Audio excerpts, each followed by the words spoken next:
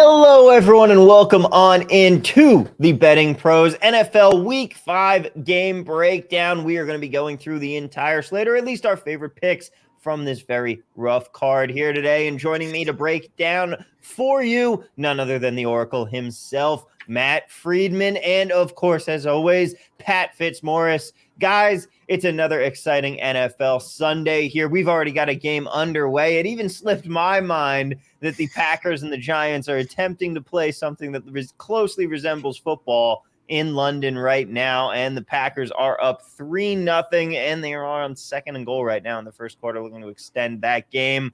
But let's move right into our first game of the weekend here. I give you guys some credit because it was a tough slate to try and pick out some good bets this week. But Matt, you and I are on the same side in this first one. Carolina hosting the San Francisco 49ers. The line is still 6.5. Which way are you going? Yeah, going with Carolina here, and just getting it started in as ugly of a fashion as possible. This is the most disgusting bet that I might end up making all year. I say that now. I hope it's the most disgusting bet. I'm sure it won't be, but Carolina, they feel like a joke of a franchise right now. Like Matt Rule, rumors, a lot of buzz building that he's going to be fired in the near future, and that's not a surprise. Ben McAdoo as offensive coordinator was one of the worst hires they could have made. Quarterback Baker Mayfield, I thought he might end up being the best quarterback of DJ Moore's career to this point. The joke was on me. He has been the worst quarterback that DJ Moore has had to play with to this point. But the defense is still pretty good. They are top 12 against both the pass and the run. And the run defense especially, I think, is going to help them keep this contest close. The 49ers, they love to run the ball. They're number 6 in rush rate. Their offense is heavily predicated on the running game, but they haven't been able to do it all that well. If you look at any of the main rushing efficiency metrics, they are no higher than 20 in any of them. Number 20 in rush EPA, 24 in success rate, 24 in DVOA, 21 in adjusted line yards. And you can just see how beat up they are within the running unit. They're without their top running back, Elijah Mitchell, without one of their main backups in Tyrion Davis-Price. They're without Trey Lance, their running quarterback. Without left tackle, Trent Williams, who's easily the best offensive lineman that they have, and without backup left tackle, Colton McKivitz. So I think, it's one of those bets where you hold your nose, but you can see the path to how the Panthers are able on the defensive side to limit the thing that the 49ers want to do on offense. This number was 3 in the look-ahead market just a week ago.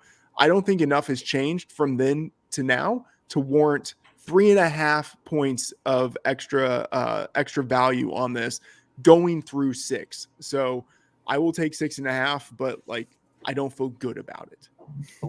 2 things. Number 1, there's a lot of little things that all add up to me going Panthers are pass in this game. 2, was that name you said Colton McKivitz? Yes, Colton McKivitz, which is a great name. Sounds fake.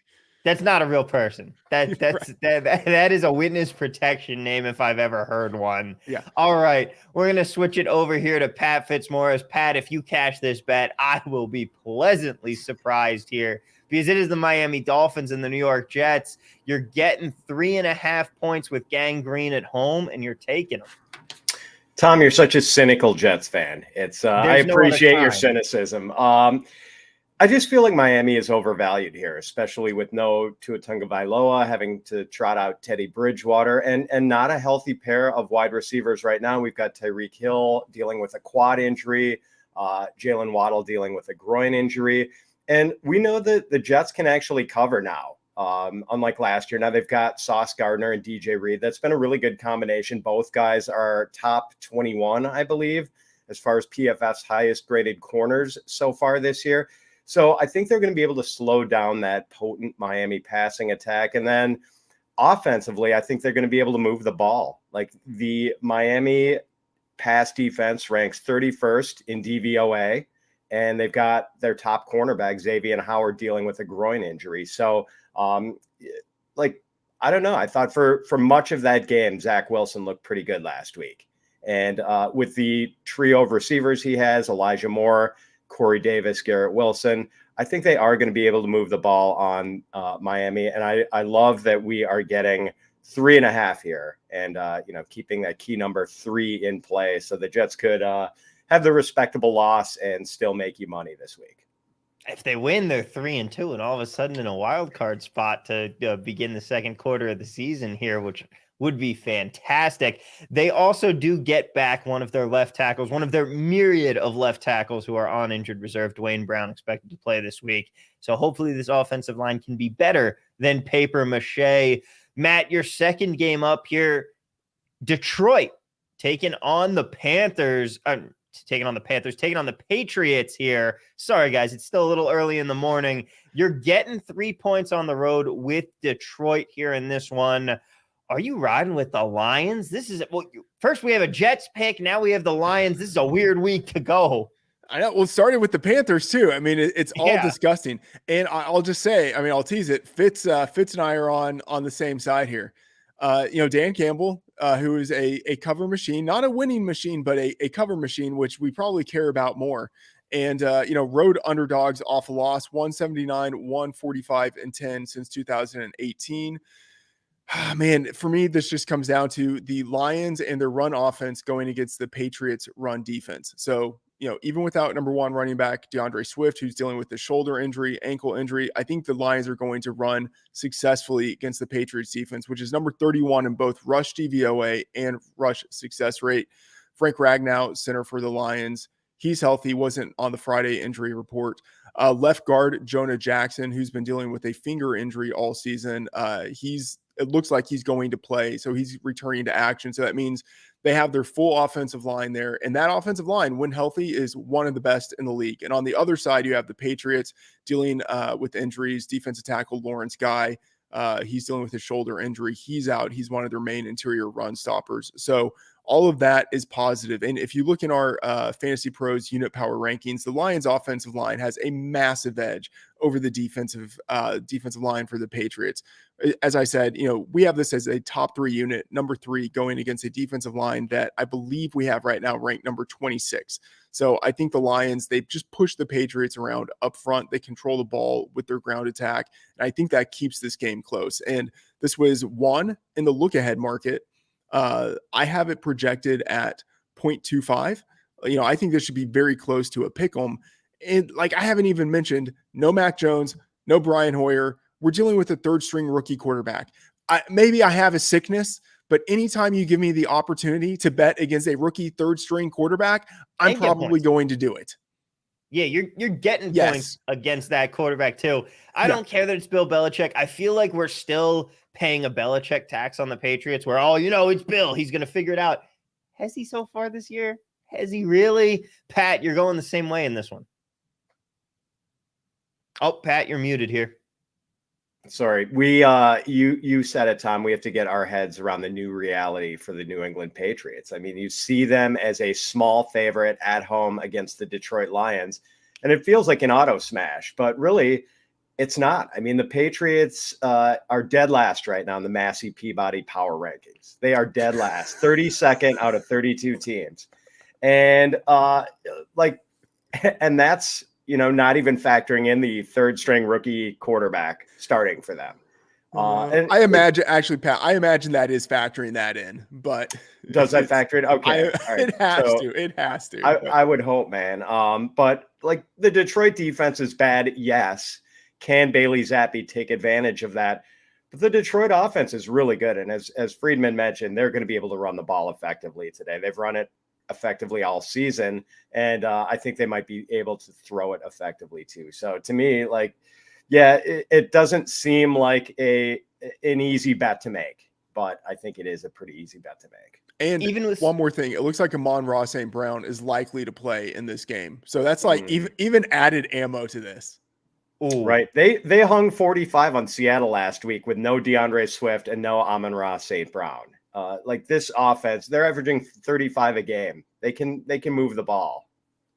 This just became even more of my favorite play of this terrible card here. But moving on to the third game here, Pat, we'll start with you. We're going to this card today is so bad that your third favorite game for both of you is the Monday Night Football game here between the Raiders and the Chiefs. Chiefs laying 7 in Arrowhead, Pat, and you're taking it. Yeah, so Andy Reid with the Chiefs, 7-2 against the spread at home against the Raiders, 8-1 straight up. Overall against the Raiders, Reid is 12-6 against the spread and 15-3 straight up. He just owns the Raiders, basically. And I don't really see any reason for that not to continue. We know how good Patrick Mahomes and the KC passing game can be. The Raiders pass defense 22nd in DVOA. And Kansas City's defense is kind of unsung. They're 14th in DVOA right now and 5th against the run. So I don't think, Josh Jacobs is going to be able to effectively kill the clock, control the pace of the game for the Raiders. Kansas City's 5th in DVOA against the run, and Chris Jones is just an absolute wrecking ball up the middle. So, I just don't think the Raiders are going to be able to keep this close. Matt, you're on the same page.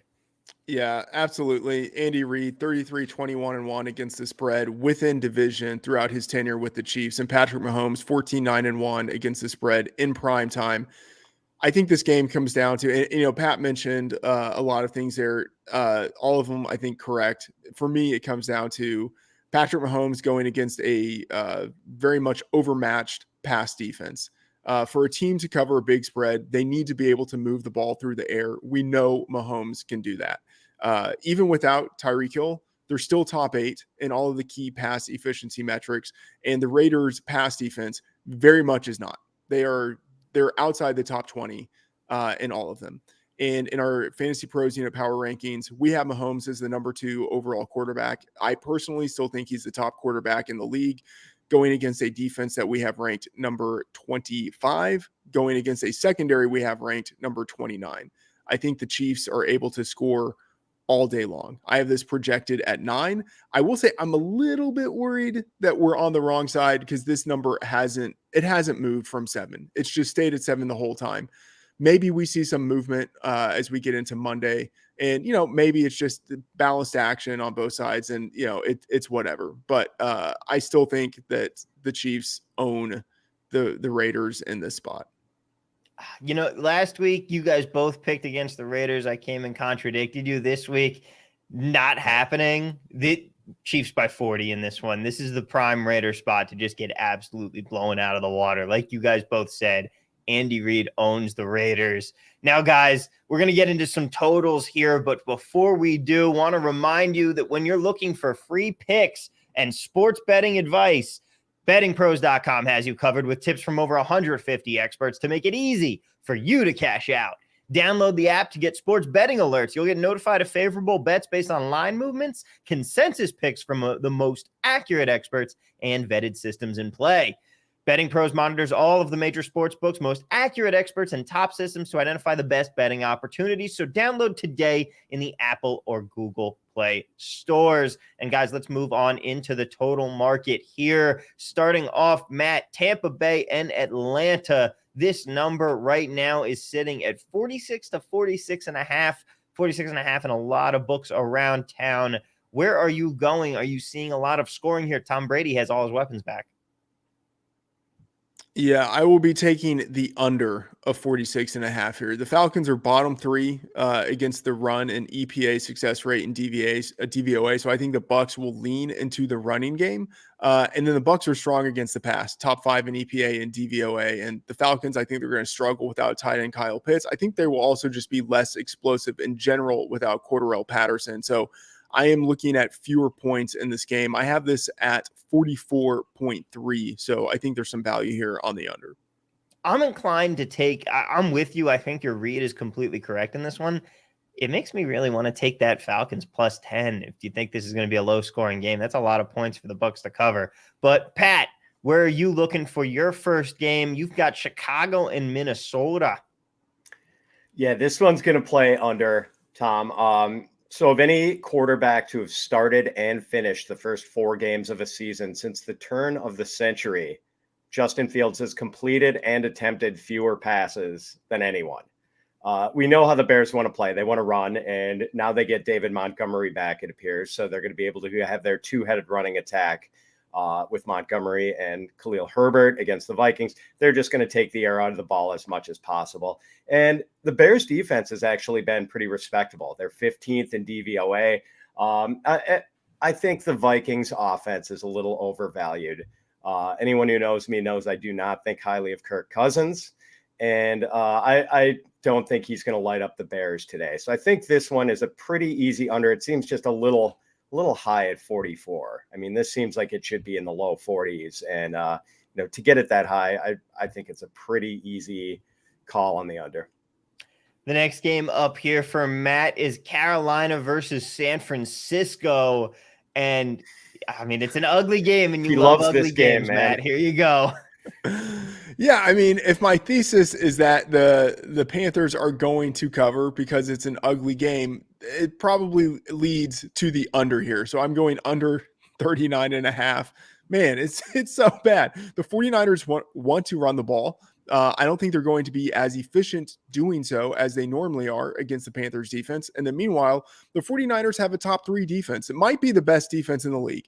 And quarterback Baker Mayfield is probably the worst starting quarterback in the league right now. And that's saying something considering that Geno Smith is getting significant run in Seattle. That's Geno the GOAT Smith. I know. Amazing turn of events that Baker Mayfield is somehow the worst starting quarterback, but that is the case. And so I think the Panthers are going to struggle to put up points on offense, and their offense runs through the running back anyway. Like, it's very hard for your offensive system to be efficient when it's going through a player in your backfield. So I have this at 36.4. That's a low projection, but I think it fits based on what these teams have shown us, specifically in the past 3 weeks. Pat, how about you here? The next game up for you, Houston and Jacksonville. Man, it's a weird thing to say that Jacksonville is favored by 7 in this one, but you're looking at the total, obviously.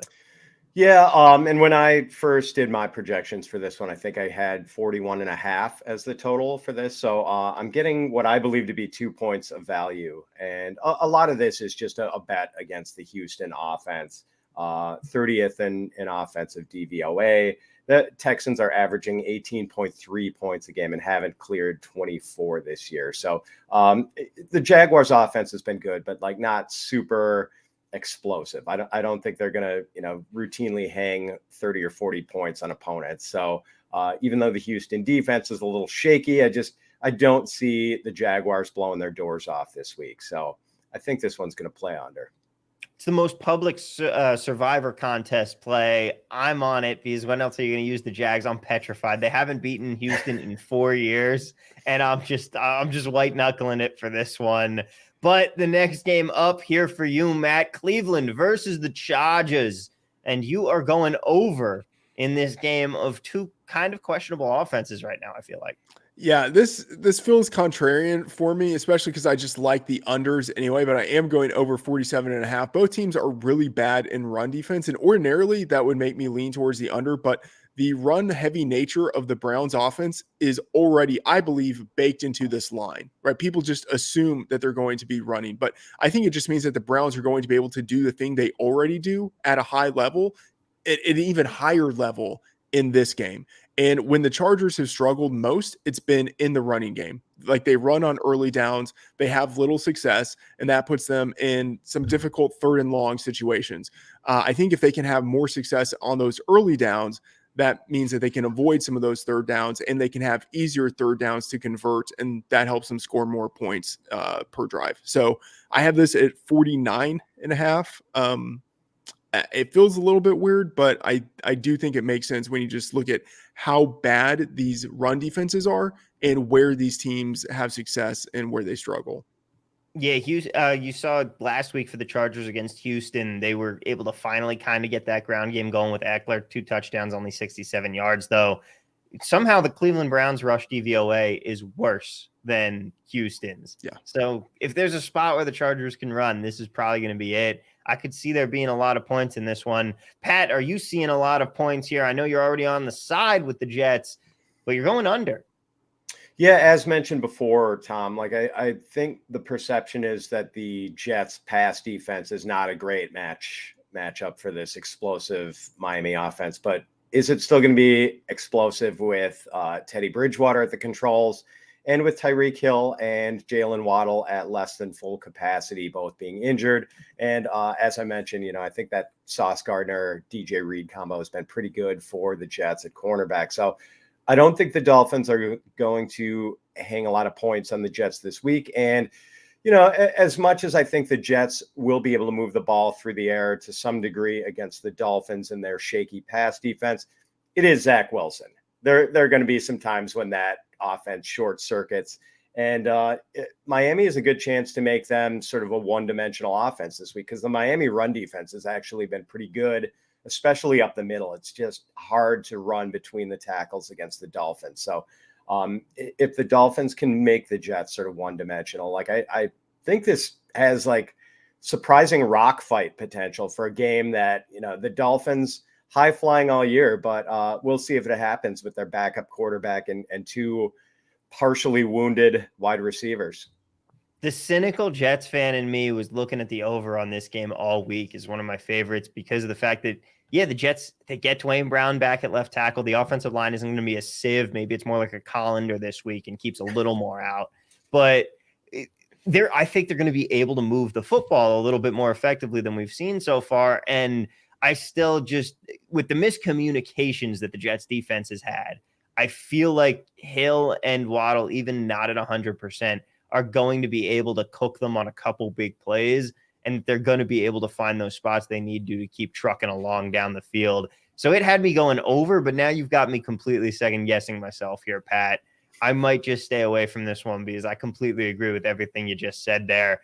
Now, guys, it's a tough week. Let's make us a Moneyline underdog parlay here. Matt, you are up first. What are you offering us? I'm looking at Cincinnati plus 150 on the road in Baltimore. So this is 3.5 in the spread market. I have it at 1.5. Divisional game. I think they play each other pretty tight. The Bengals are healthy. The Ravens are getting back left tackle Ronnie Stanley. That's big for them, but they will be without number one wide receiver Rashad Bateman, their number one edge rusher Justin Houston, backup running back Justice Hill, and I think there's a chance that they will be without not their number one corner, but kind of co-number one corner, Marcus Peters, who had a quad injury pop up on the injury report and didn't practice on Friday. So those injuries are enough, I think, to create some value on the Bengals at plus 150. Oh, but that's boring because I think the Bengals could win that game outright anyway. Pat, give us some sauce, give us some seasoning to go on this parlay. Give me a hot take here, some spice, please. How about the Bears in Minnesota at plus 290 on DraftKings as of this morning? Yes, I'm picking on the Vikings, and it's my Packer fandom to some degree, of course. But Massey Peabody, their power ratings say the Vikings are about 3 points better on a neutral field. The gap between these two teams is smaller than the perception of the gap between these two teams, I believe.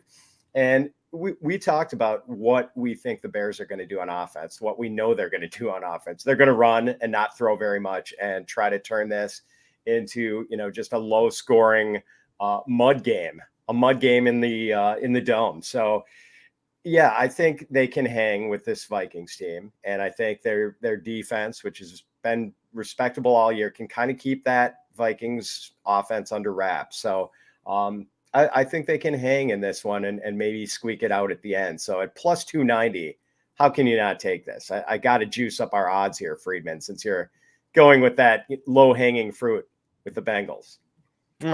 See, that's the spice. There we go. Now it's got some flavor to it on this one, because that would be a very spicy result indeed. But guys, that is going to do it for us here. Thank you so much for listening and watching. You know the drill. Click that like button. Help us out there. Make sure you're subscribed to the channel. And it's time to go and make your bets before the rest of the slate kicks off today. So for Pat and Matt, I am Tom saying goodbye, everybody, and let's cash those tickets.